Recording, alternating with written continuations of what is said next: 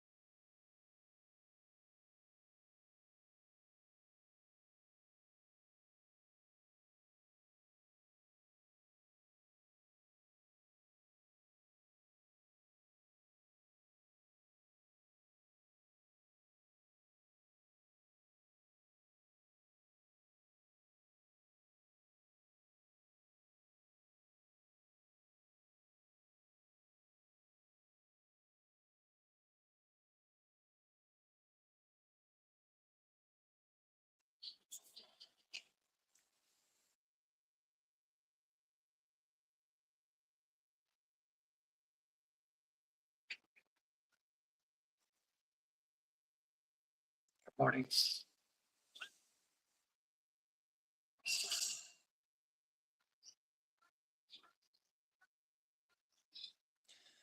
I'm sure I've covered or talked about some of this before, but for some reason it's in my head again this morning.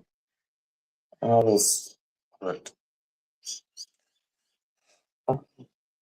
life is, to my understanding, to my way of thinking about it, it's a series of experiences.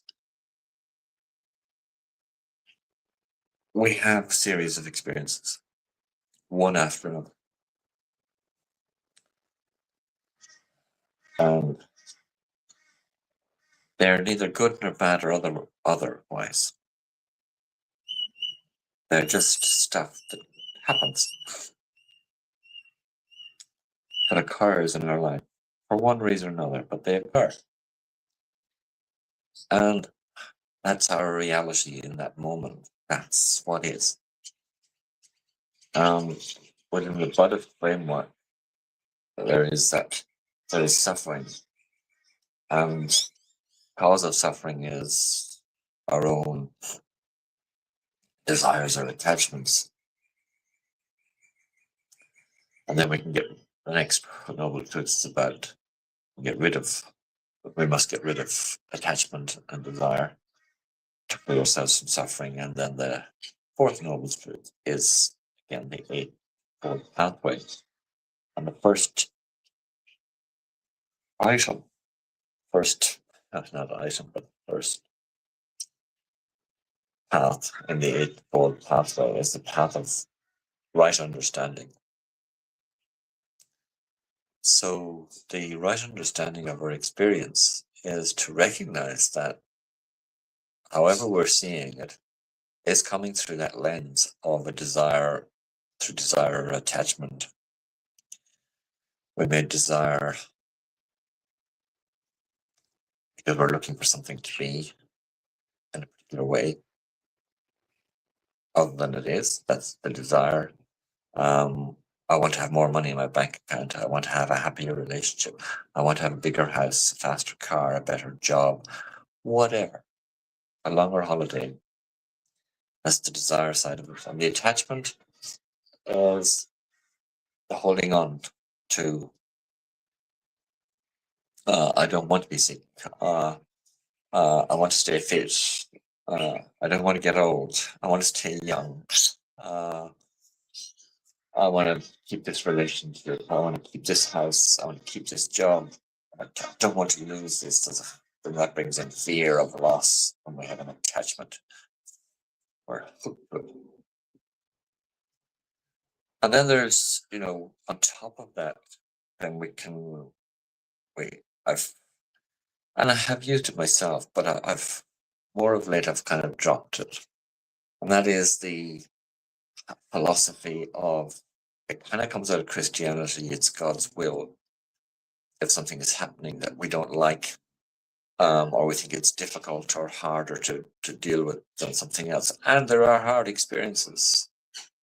There are experiences that are that can stress us, that creates angst and anxiety and tension inside of us.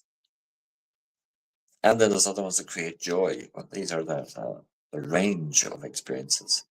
And then there's that, coupled with that sort of idea of it's God's will, there's also, this is the life lesson. This is what I'm to learn right now. And that puts another stress on top of the experience itself, because then it's this has happened again. I haven't learned my lesson.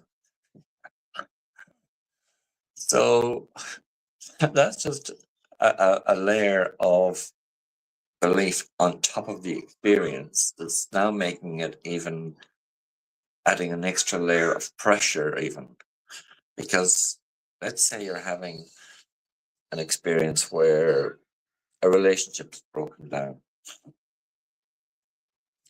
for whatever reason, it's broken down, and you're alone with yourself. And then on top of that, you're saying, well, obviously it wasn't right, and this is my lesson. What am I learning from this relationship? And what did I do wrong? And look, some of that reflection is okay, but it's also putting a pressure on top of what the experience was or wasn't. So when we, look at that, the nature of relationships is they have a life. Some relationships can last a lifetime, and some can last a week, some a month, some years, but invariably, that relationship will end. It will end because one or other of the two people in the relationship will die. That's the fact. So there is an end. Always, every experience, every aspect of life has finite because the nature of being is finite. So when we're having an experience, first of the Eightfold Pathway is about right understanding. We have to look to understand the experience itself and understand that it is probably being, no, not probably, most definitely being gated between one of two places. It's gated within the desire realm or the attachment realm. And when we sit with our experience that is causing us to have a sense of suffering, in other words, suffering is our mind wants to keep going with it and saying and talking to us about it and making it more than it is. The experience is the experience. Whether it's pain or it's joy or it's whatever it is, that's the experience. Let's say it's a beautiful day. The sun is shining. That's the reality. The sun is shining. For some, oh no, it's going to be another one of those hot days. I can't stand heat. For others, wonderful. I love hot days and blue skies.